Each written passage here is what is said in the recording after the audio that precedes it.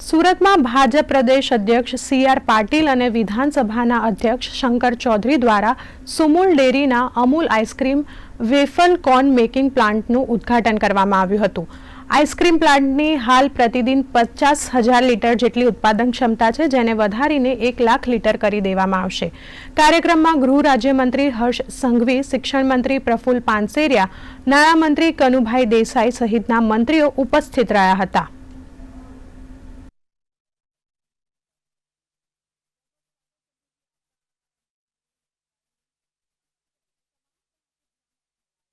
કોર્નનો plant છે, लगभग रोजना 1 कलाकना 23,000, आखा दिवस में 3.5 लाख कोर्न, आखा वर्ष में लगभग 13 करोड़ आ कोर्न उत्पादन थाय।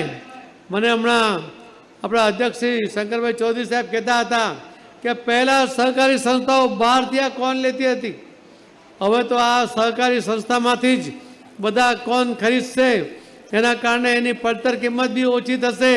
एना कारणे आ जे प्रोजेक्ट है ये वायबल थी जैसे और एमां नफो पण थवानो छे, अने आ नफो पशुपालको सुधी ज पहोंचवानो छे।